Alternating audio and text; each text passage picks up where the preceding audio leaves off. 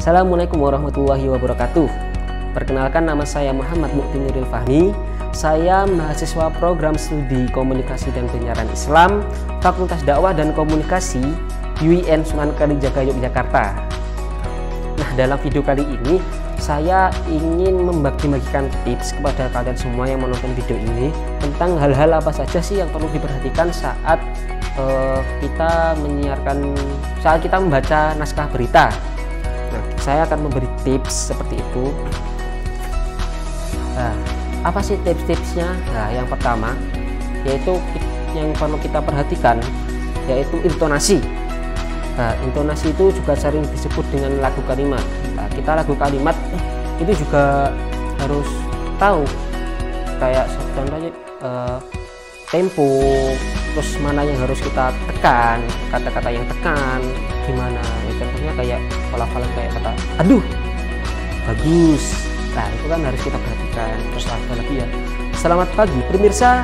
Nah, itu juga harus ada memang intonasi atau penekanan kalimat, kayak itu juga kayak terima kasih. Nah, itu harus kita perhatikan. Nah, selanjutnya yang harus kita perhatikan adalah irama. Nah, irama juga hampir sama kayak yang saya berikan contoh barusan.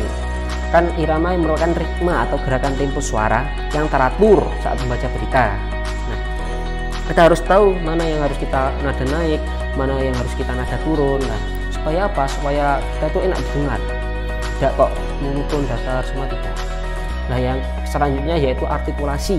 Nah, artikulasi ini sangat penting karena apa? Berhubungan dengan kejelasan kalimat yang kita baca, sehingga para pemirsa itu menangkapnya dengan baik dan benar, tidak salah dengar. Seperti halnya kayak kalimat C, kata-kata C dan J itu kan hampir sama. Nah, dan yang lain-lain. Nah, salah satu teknik kita untuk melatihnya yaitu kita bisa mungkin kita latihan terus-menerus mengucapkan kayak kepala polres kelapa proses. Nah, itu bisa membantu kita untuk melatih artikulasi kita. Kita contohkan ya, kita praktekkan, kita membaca kepala polres kelapa proses selama 10 kali. Oke, saya akan mencobanya ya. Bismillahirrahmanirrahim. Kepala polres kelapa proses, kepala polres kelapa proses, kepala polres kelapa proses, kepala polres kelapa proses, kepala polres kelapa proses, kepala polres kelapa proses, kepala polres kelapa proses, kepala polres kelapa proses, kepala polres kelapa proses, kepala polres kelapa proses. Nah, ini salah satu latihannya. Soalnya ketika saya kemarin awal-awal juga mengucapkan kalimat itu dengan cepat, itu memang kayak kita ke apa ya, kalau bahasa Jawanya itu menyebutnya kayak kamis kontolen gitu. Jadi kayak kita keserimpet-serimpet gitu. Bacanya bisa kayak kepala proses kelapa, kepala proses dan kak gitu lah. Kalau cepat-cepat dicoba dulu ya. Hal yang selanjutnya yaitu kayak pelafalan. Lafal kita juga harus latih kayak huruf vokal kan ada A, I, U, E, O. Nah, itu juga kita latih supaya kita juga terbiasa mengucapkan kata A, I, U, E, O. Itu salah satu latihan juga biar kita itu membacanya juga jelas. Mungkin bisa latihannya setiap pagi, bisa bangun tidur atau gimana. Nah, terus yang selanjutnya yaitu masalah volume. Nah, volume itu juga harus diperhatikan karena sangat penting. Soalnya apa? Tidak semua alat perekam suara kita, entah itu clip on dan lain-lain, itu memang terdengar jelas. Bisa saja clip on itu memang tidak maksimal mengucapnya. Jadi harus kita usahain suara kita itu yang maksimal supaya suara kita bisa dengar dengan jelas dan keras, lumayan keras oleh para pemirsa yang menontonnya. Saya akan mencontohkan ya gimana membaca naskah berita ini. Ini saya akan coba membaca naskah berita.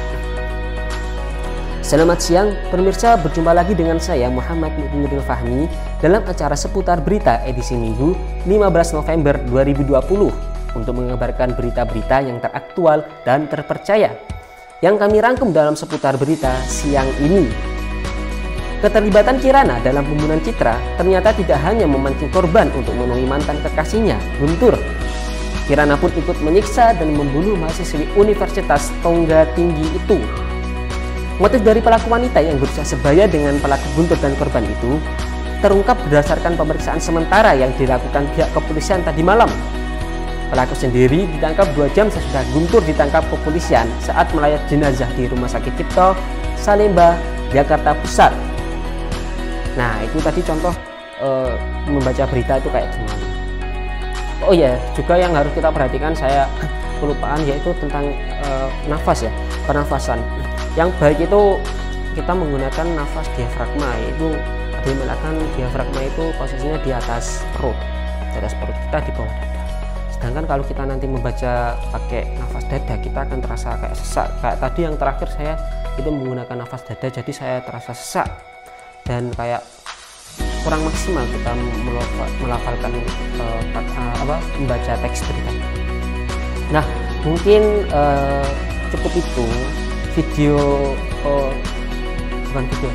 mungkin sekian video ini, dan mungkin cukup itu tips-tips yang bisa saya bagikan kepada kalian. Semoga bisa bermanfaat. Mohon maaf karena masih banyak kekurangannya dari saya, karena saya juga masih sama-sama belajar. Ya, saya ucapkan terima kasih banyak kepada semua yang sudah menonton video ini. Semoga ilmunya bisa bermanfaat. Sekian dari saya. Assalamualaikum warahmatullahi wabarakatuh.